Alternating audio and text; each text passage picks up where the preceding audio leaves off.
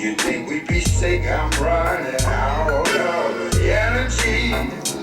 See, we use. All right, stop scrolling. What up, world? It's LeGrand, hip hop artist, climate activist. Welcome to season 2 of Keep That Same Green Energy podcast. As we always do, we allow our guests to introduce themselves. Guests, please introduce yourself. Yo, what's going on?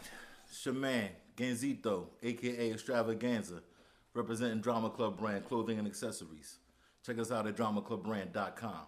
dramaclubbrand.com. Yeah, and he ain't rocking Drama Club for nothing. What? Let's see what it is. Here we go. So, You know what I mean? so we asked our guests, how do you know LeGrand? Is there a story? Is it something you want to share? Of what's the connection between the two of you, or climate action, if you want to get into First of that. all, why are you speaking to yourself in the third person? Like, where you at? I don't know where LeGrand is. You lost in some That kind of throws people time off. warp that I got lost in. Like, you mean you? I've known you for... How long have you known me? I've known So your LeGrand. first interaction with me, what was your perspective? Man, I've known LeGrand. You just called me a first of all. dirtbag 2 minutes ago. So I've known LeGrand, first of all, for over 30, 35, over 40 years. Over 40 years. You I'm not going to you scream my snitched age. on us. Yeah, I'm that's not all going right. to scream my age, but how about that? Anything, well, I'm obviously over 40, you know what I'm saying? I'll take that, but, you know, in reality, I'm actually 278 years old. This is my third lifetime I'm working on, but don't worry about all that. Right now, we're going to talk about this lifetime that I Let's knew go. my man's in, yeah. Let's go. Let me see. Up the street from my mom, we lived up the street from each other. 2-5. Playing sports, you know what I mean, right out the way.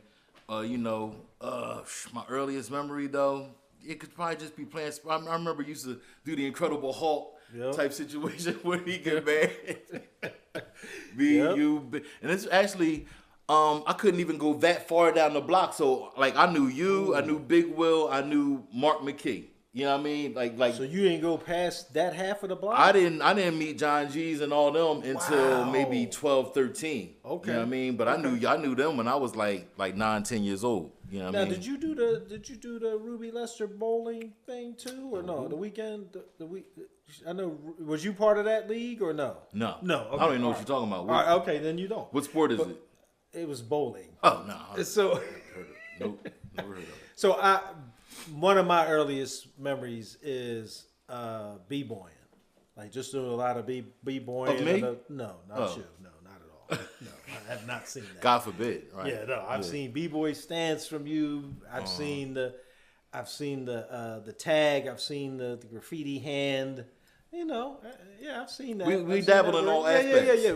We represented all the elements of Yeah. hip hop. So who better to talk about the intersection between hip hop and climate action than somebody who I respect as somebody who understands the full culture. With that being said, I have 2 questions. I'm sorry. One is, when you think about, actually more importantly, as we're talking about hip hop, now you saw the Olympics.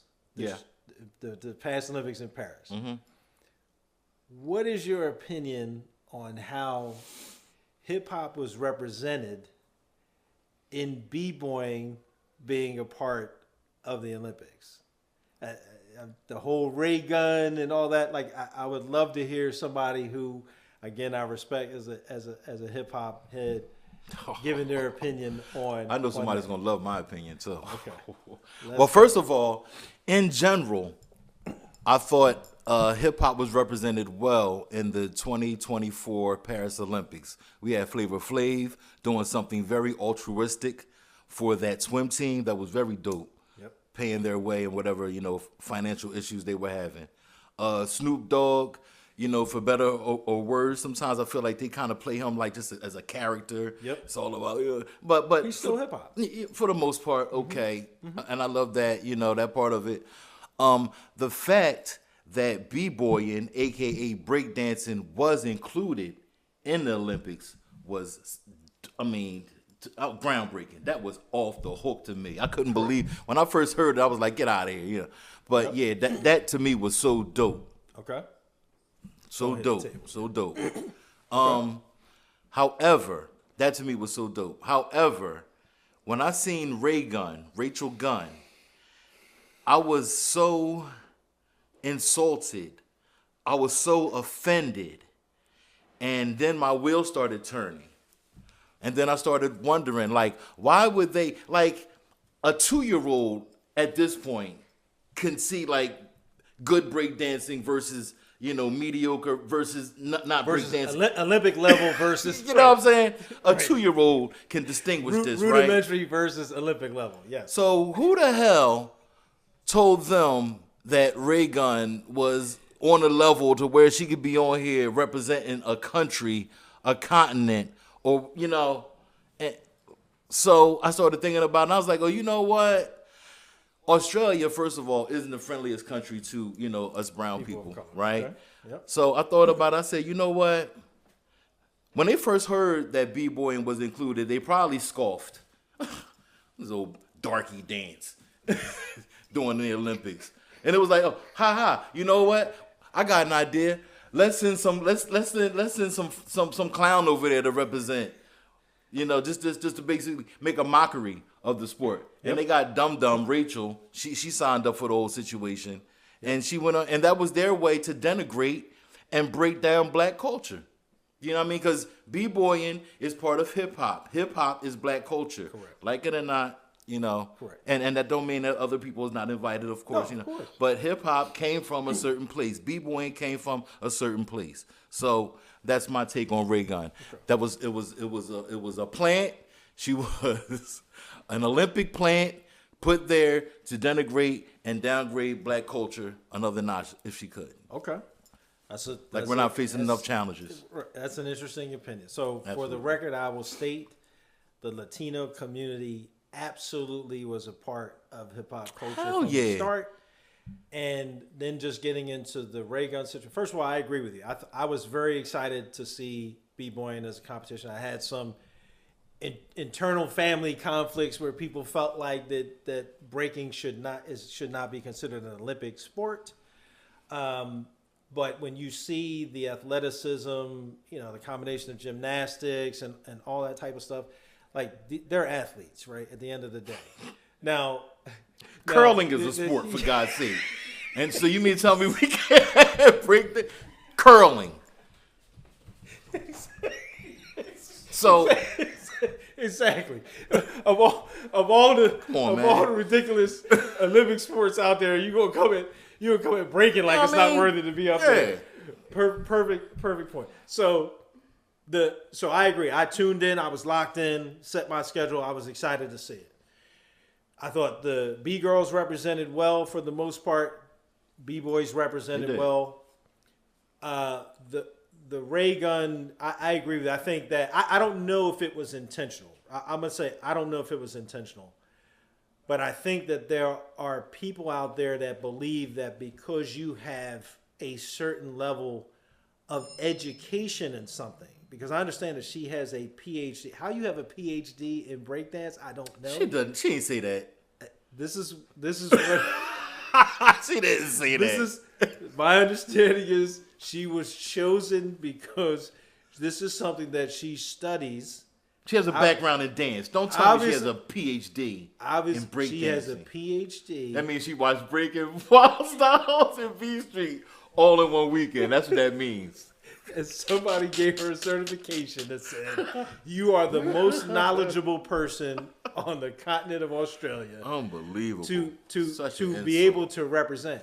But then I saw the trials, and I was pissed off because she actually knows the fundamentals of b-boying. Oh. I saw it demonstrated in the footage. Now, what she did on that stage was far from that. Now, do I think that what I saw validated her being chosen as the best in Australia to represent? Absolutely not. There was a 13-year-old girl that she battled that she would have been better on that stage representing Australia than her. You're being literal. It's not like literally. There was a the fact that she battled a 13-year-old person first of all to qualify to go is already it makes it questionable. But I'm not even going to make this about what Australia's thought process or my issue is sort of to your point. I feel like after 50 years of hip hop and the impact that we've had on the world globally, I thought it was a great stage to be able to demonstrate that element of hip hop to a broad audience. Where it was positive, I'm sure that there were kids and people that watched that and said, I'm gonna start breaking. Sure. I'm gonna bring it back out, blah blah blah. But there are some that are gonna look at it and say, if this is the pinnacle of the sport, and they allow Ray Gun to be considered as an Olympic athlete, they're gonna be like, I'll take up curling. I think that would shine more on Australia than on the sport, though. Like, this is what they offered, because you see what the other. But I'm saying you know, that because they took it out of the LA Olympics. It's not going to be in 2028. Now, I heard that they're petitioning to try to get it, but I did hear that they have taken. But why, right? And again, maybe the Olympic Committee realized that. So Ray Gun, her bomb worked. Is that what you're saying? Was that part of it? Again, you think it was a strategically tactical thing? Nothing happens on by accident. I'm trying to err on the side of Let me ask good you this. intent. Let me ask you a question. Okay. Kind of a little bit off the subject, but still on the subject. Do you think, were you upset that an American didn't win the gold for breakdancing? Well, anybody that watched the whole thing, there was some controversial judging from my perspective. I do think that Jeffro should have gotten a lot farther, and I didn't think that Victor really represented. He represented in later rounds because he was like, I know I'm going to at least get a bronze. Right. But the way he came in as a favorite, and listen, you can come at me if you want to, bro. This is just my opinion as a hip hop person.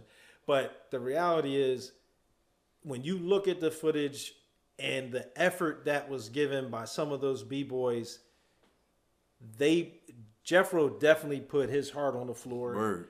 I didn't think that Vic really gave it all until later rounds, and maybe because somebody was capping him up saying that it was his gold medal to lose. But obviously it wasn't. And again, he can say, well, you don't know anything about me, but at least I've been a B-boy before, but not at no Olympic level. So, and I dope windmills back in the day. He was always athletic, but he had windmills back, and I remember that. But in the spirit of being a hip hop person, I can definitely speak on elements of hip hop, particularly b-boy. Dig this, because I was telling somebody, man, somebody black from America. I said, nah, dig this, man. America turned their backs on b-boying / breakdancing a long time ago. You talking about when they had Kelly in the video? Kelly in breaking? No. Special K and Boogaloo Shrimp. No, I ain't talking about that. Because that was my first piece. When Jennifer Beals was in Flashdance, I was like, it's over. I'm talking about American hip hop artists. They don't feature breakdancers. They don't have breakdancing. Nah. But you know who still does? Japan, Paris. They still get down heavy on beat. So to me, I thought it was quite apropos for somebody from that region because they never dropped it, man. They've been b-boying since I think Rocksteady Crew had went over there. Remember Rocksteady Crew? They was big overseas at one point, and they kind of like planted the bomb over there. They planted a seed over there, and they kind of grew up with hip hop almost the same rate that we did, but they never dropped it. They still do graffiti heavy. They still do the breakdancing, b-boying heavy. Yep. America, what we do? Drill rap and mumble rap. It's like we done dropped all the other aspects. No graffiti, no b-boying. Yep, because they cannot monetize it the way that they did back in the 80s and 90s. So they've given up on it. But obviously globally, globally they're still very active. And but again, I just wanted to get your opinion as a hip hop purist, and b-boying is obviously a critical part of hip hop culture. It was bittersweet. I felt like it was a victory for us as a culture. And at the same time, the way that they approached it, I think that we lost some people as well. Right. Right. So, all right. So that being said, on to the second part of the question, which was about the song. So when you think of LeGrand, and not necessarily Climate Action, but you think about us and hip hop, what is the song that you think about when you think about me, like, or your connection with me? And we've done some music before, like we've done music together before in the past, but just like, what's something that stands out in your mind when you think about LeGrand and hip hop? All right. Well, maybe not song. Okay, we'll get to the song. We'll build up to it. We'll build up to it. All right. As I was reading the homework assignment, right, I was thinking about one time in school, main floor bathroom next to the auditorium. Okay. Look, cause I'm getting real specific because I I see that. remember every battle I was exactly in. what month it was. I think me and you battled. Big Will was doing the beatbox for you. Somebody was doing the beatbox for me. I think I won. Probably Muck. It was probably Muck. I don't think it was Muck because Muck was younger, and I think I was in might have been 10th grade maybe in Muck. So it had to be the only people Swayze that didn't do beatbox though. Swayze was he? Sure he did. I mean, it was called upon, but Bubba Daz, they was too old. This was somebody in our grade. But okay, nonetheless, that was that. But you did a song called "Professional." I am a professional. Yeah. I heard that, John. I was like, that is dope. That is heavy. Thank you, bro. To the point where Thank you. I wrote a rebuttal. Oh, okay. Now we know what we got to get into. I never recorded it. I never recorded recorded it. But Joe, it wasn't a rebuttal. No, but it was kind of like cadence. It was an addendum. It was you know what I mean? An addendum. Quote unquote a remix, if you will. You know what I mean? Yeah. But I was like, damn. But you was down there and I was up here, and this was, you know what I mean? And I didn't get a chance to do it, but it was like, damn. Okay. So when I think about all of you would best to know I am a professional. Okay. I'm rocking such and such and the vegetable. I said, you come at me, you better eat your vegetables. It's a vegetable. Cause I dropped the whole thing, man. It was heavy, but I can't remember none of it. Okay. Right No. So that's what. Yeah. So that's the song. So the song is the professional. It's interesting. I'm sure. Down. Oh, listen, we definitely gotta give a shout out to Drexel's. Absolutely. What? That Andretti beat was absolutely benoodles that he came up with. Yeah. So, and that was the inspiration for it. And then obviously, Nitty Gritty and I shared some bars on that. And that's one of our most popular joints. Yeah. Was it? You can't talk. You can't break the fourth wall. wall. I'm like the office in this bitch.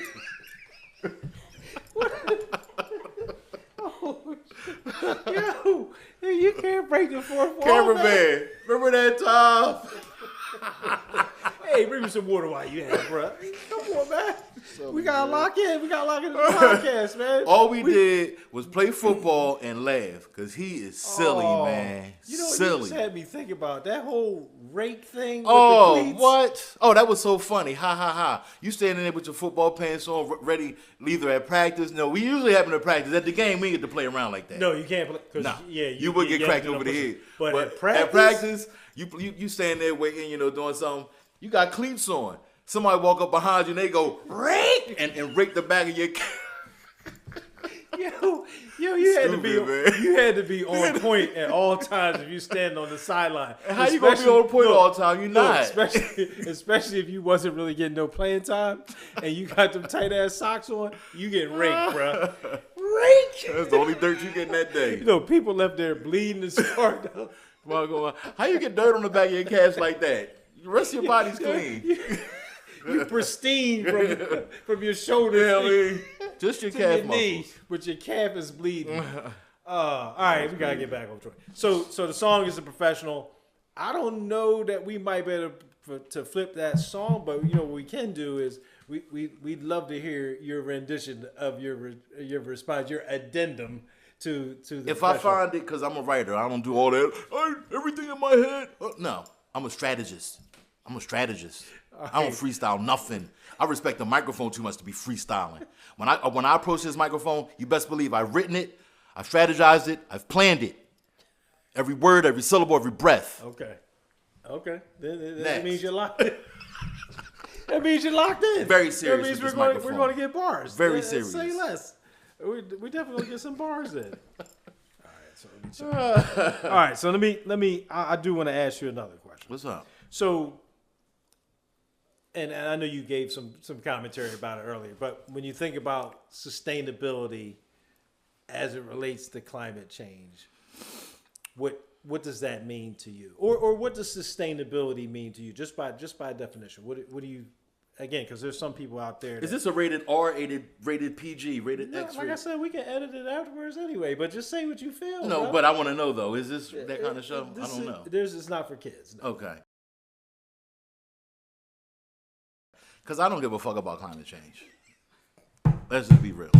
That's what I needed to hear. I don't give a fuck about climate change. So okay. However, you know, like, because, you know, things bounce around. And I'm not Donald Trump. I heard him say, you know, I weave. My conversations go here, they go there. I was like, he is stupid. He's rambling. But you're strategically. I'm trying to tell you. Pivoting. I'm trying to tell you. Okay. Because sometimes, like, stuff happens to you in life that you don't, like, you didn't plan. Like, I didn't, like, I worked in the human services field for over 20 years. Okay. My background, as you know, was in radio, communications. I worked for Source Magazine. You know what I'm saying? Mm-hmm. But somewhere along the line, I just, like, somebody was like, you would be good with kids. And then, for you know, that flipped into this, flipped into that. And for, you know, I'm doing really big things. And that's, but when I hear about that, it's about Drama Club right now. You know what I'm saying? But I just say all that to say, you can not care about, I was like, I don't care about human services. I don't care about working with nobody and helping nobody. And then I started doing it and was like, oh, crap. You get a sense of fulfillment from that. Oh, shit. People really appreciate this shit. Oh, shit. So I just say all that to say, on the one hand, I'd be like, I don't give a fuck. Like, when he sent me this shit, I'm like, that's why I asked you. Why, I don't give a fuck about climate. You know the condition that we're in out here, and you talking about the goddamn climate change? I think the big corporations and the big conglomerates, they need to be worrying about the gallons and the hundreds of millions of per capita, you know, what they're spewing into the, you know. However, once again, when you sent me these things, I started retrospectively thinking about, you know, by nature, I think I've always been conservationist, maybe. Like, okay. I remember my mother telling me, and she told my, it was dope because she told my daughter this story. And I was like, yo, I don't remember that, but I was like, I kind of do. Because I remember, like, not wanting to litter as a kid. I remember, like, why don't they bring that back? Like, bring that back. I love Philly. But Philly is a filthy city. It's like, I watch people just open up their car door and they literally clean out their car just by opening up the door and they just shove everything into the street. Like, yeah, I came from the era. Give a hoot. Don't pollute. Why you think your city look like this? Because you, like, there's nobody coming into your city throwing trash in it. This is us doing this to our own environment. Yep. So, boom. Remember back in the day? You better not say Smokey the Bear. No, because that's forest fires. Only you can prevent forest fires. That's enough. But listen, as a side note, this is the power of marketing and the marketing campaigns that we were exposed to as kids. Mm-hmm. Remember the Indian on the horseback? Oh, with the tear in it. Yo, that impacted me as a kid. And I was like, I ain't never going to litter, man. I ain't going to make the Indian cry.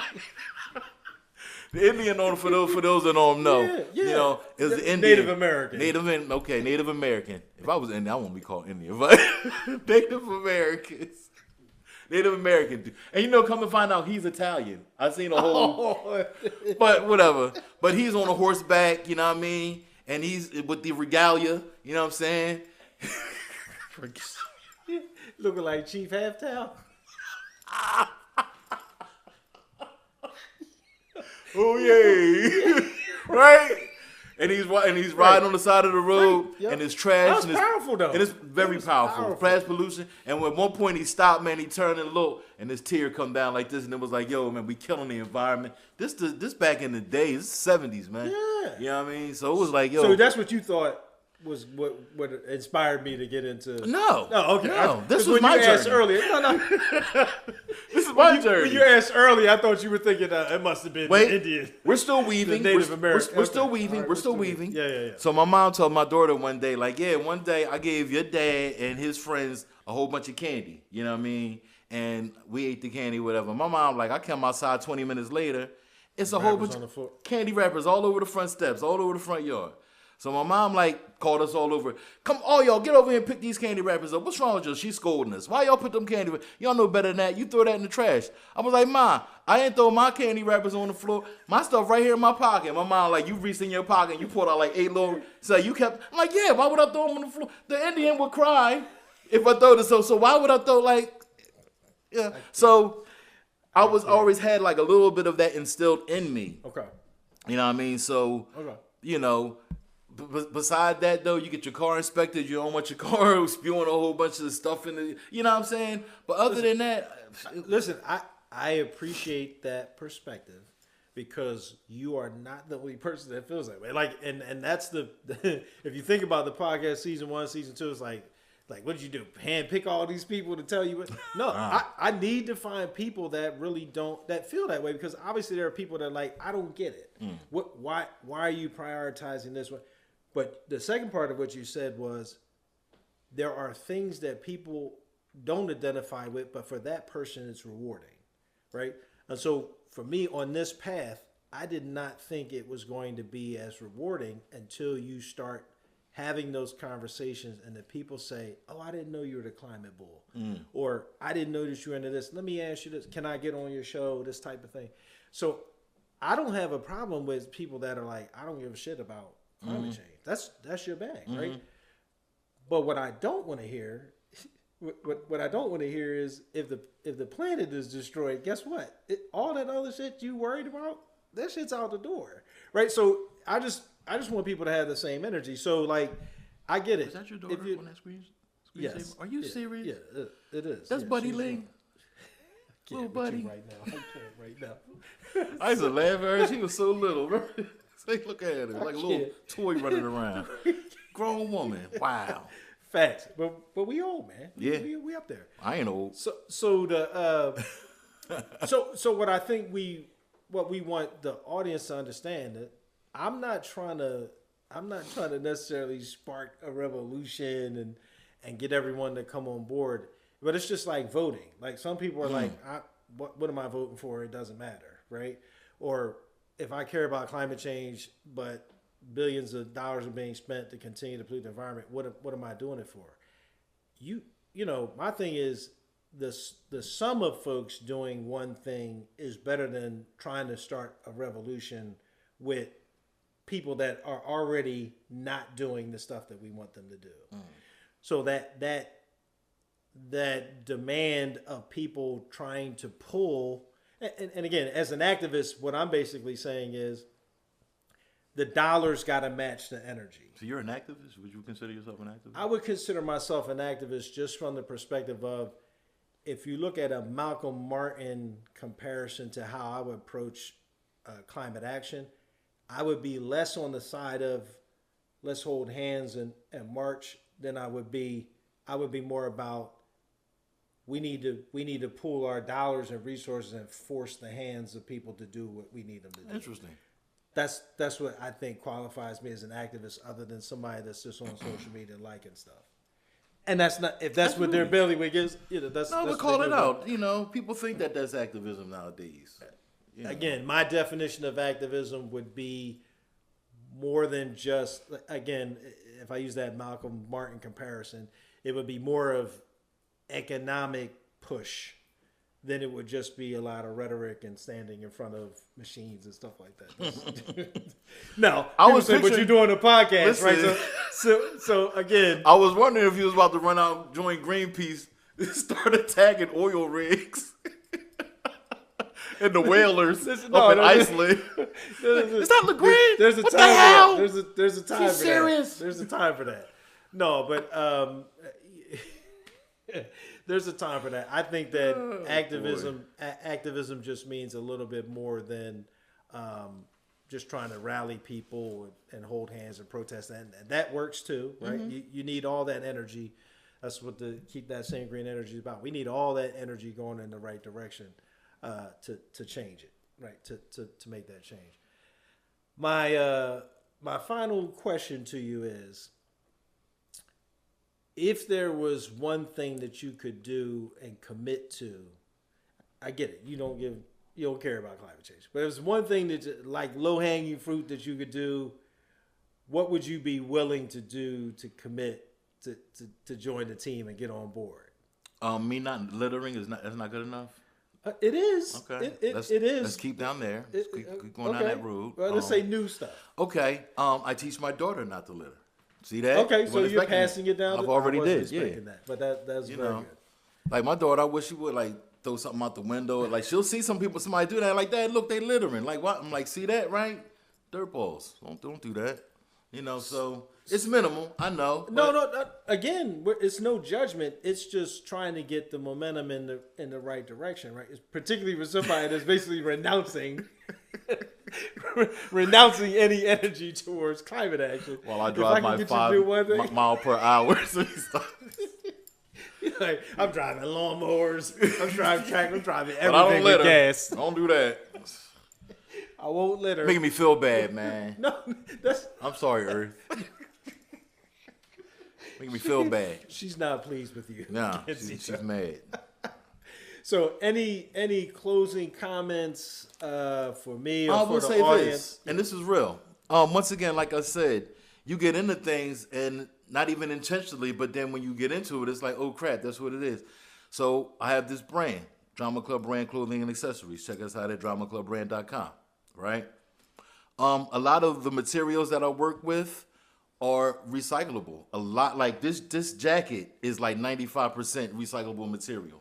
You know what I'm saying? I was going to say, you definitely need to put that in the trash. Absolutely. Got him! No. But make sure you recycle it. Word. You stupid.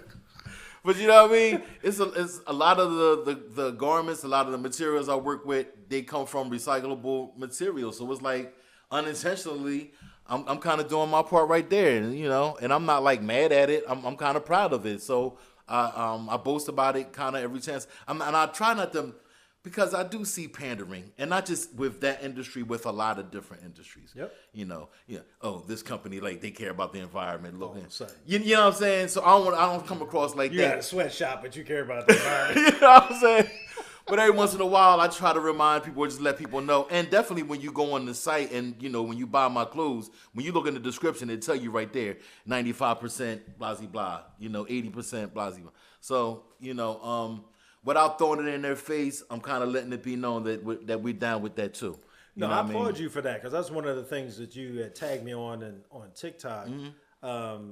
And I was like, I didn't even think, because when we first started talking about you pulling the brand out, we never talked about the sustainability factor and stuff like that. So kudos to you for that. And then I will say, of all the people that I've been on this music journey with, relative to supporting clothing lines and stuff like, obviously we've been rocking Drama Club. Grit and I rock Drama Club at IEP concert like 20 years ago, right?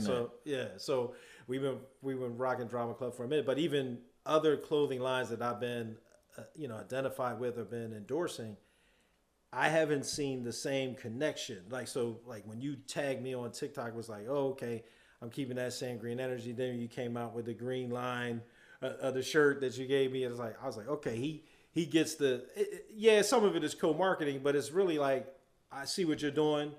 You support what I'm doing. Mm-hmm. That's, to me, that is a bigger thing than anything, is just to be able to get that co-support with people. It's one thing to say, oh, here's a like here. It's another thing to put some money behind it. Word. And, I just want to publicly recognize, I definitely appreciate the partnership that we have relative to supporting each other's efforts. So absolutely. Thank you for that. I mean, without getting into, the formula of everything that I do, you when we was down Swayze house, that's actually my best friend, but yeah, exactly, from way back. But we was down my man house down North Carolina, and me and LeGrand had a conversation.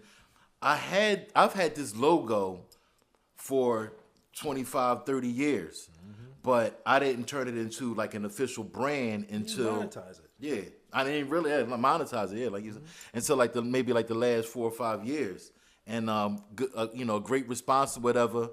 But you was the one that was like, yo, you should try doing such and such and blah blah. And I was like, okay, yeah. And I took it and ran with it. If you can't ever notice. So no, we talked about that. Word, I said, here are some resources that I've used in the past, but it's a good point. It's not necessarily specifically relative to climate action, but I think it's a good thing that we should acknowledge on this podcast, is that there is a lot of talent that came out of 2-5 or where we grew up. Sure.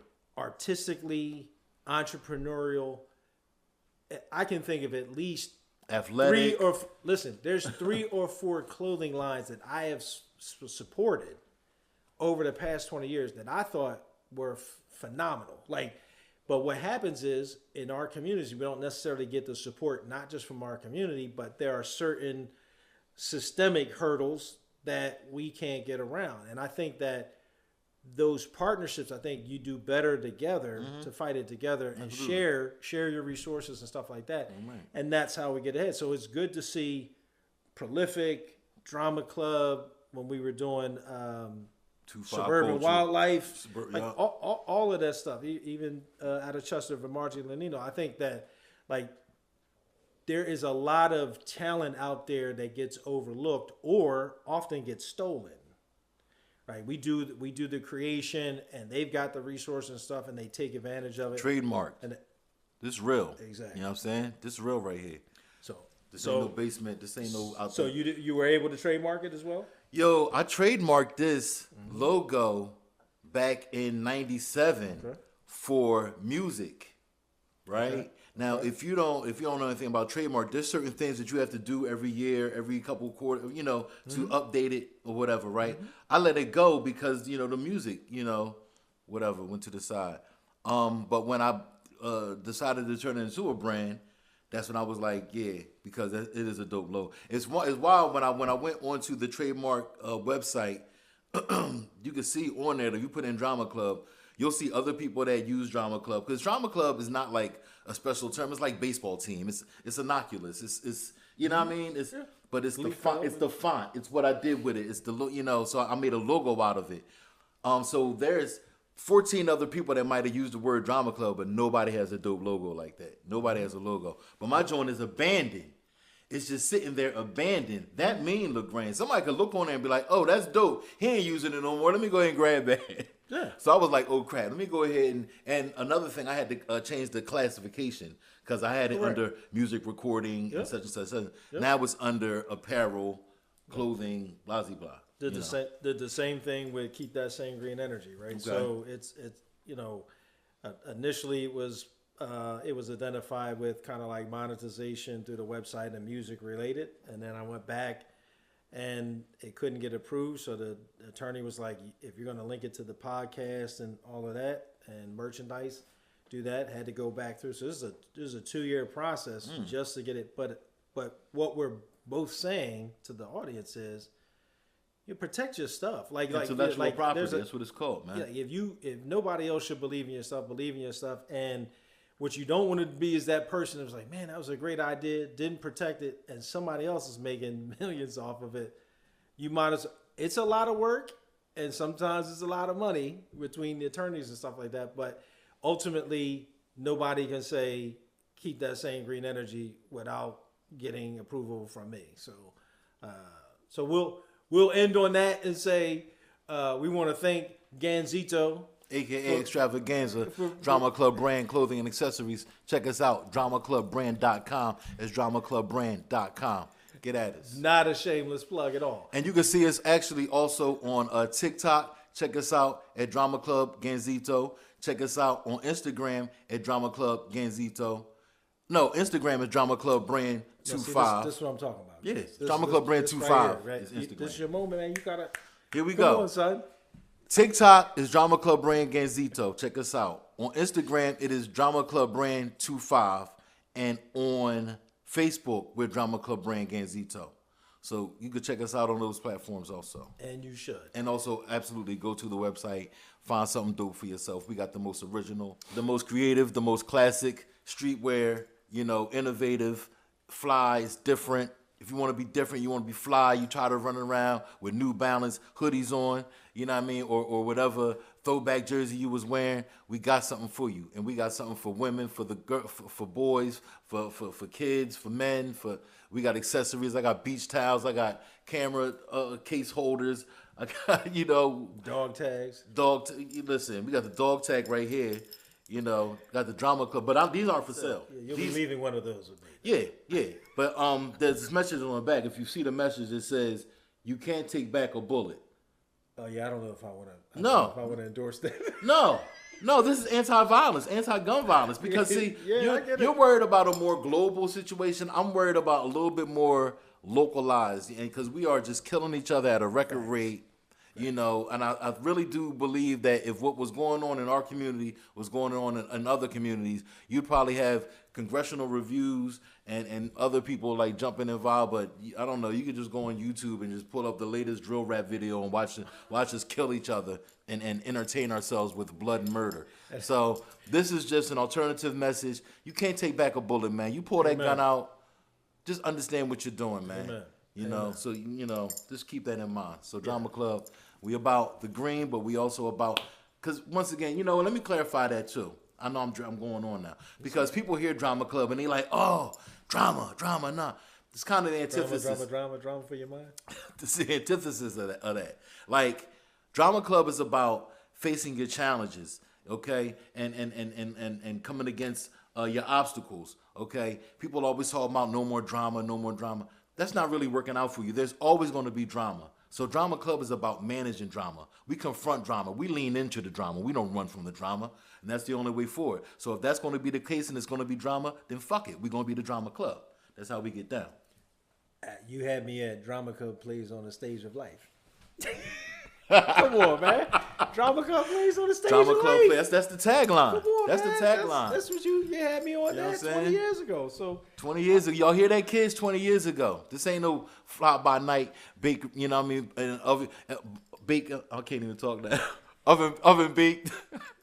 Quick microwave oven. oh my God. This took a long time, man. You know? This is marinated over. It's over marinated. 20 years.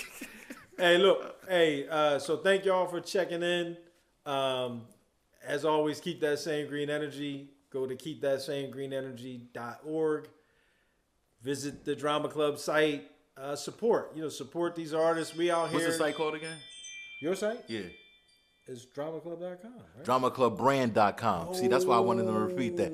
Because people run up on me. I went to DramaClub.com and I didn't say DramaClubBrand.com. DramaClubBrand.com. So That's what's funny is like, so when you say keep that same green energy, or you say keepthatsamegreenenergy.org or keepthatsamegreenenergy.com, it's real easy, like for you not to.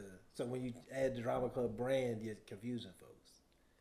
really. You just be consistent, man. Just. That's the name of the website, you though. You can see if dramaclub.com is a domain Oh, that you it's can not. purchase. Oh, it's not. It's not. Like I said, it's like baseball team or swim club or you know what I mean, drama club. Or dramaclub25.com. Nah, I didn't want that. Oh, yeah. I didn't want that. Okay, I didn't all want that. Drama club. This is what we're dealing with, folks. Yeah. It's Ganzito and LeGrand. Appreciate the support. This was fun. Yeah. Keep I want that to do this same green every year. energy. He will not be back, folks. No, thank y'all for the support. Salute. God bless. Energy. You think we'd be sick? I'm running out of energy.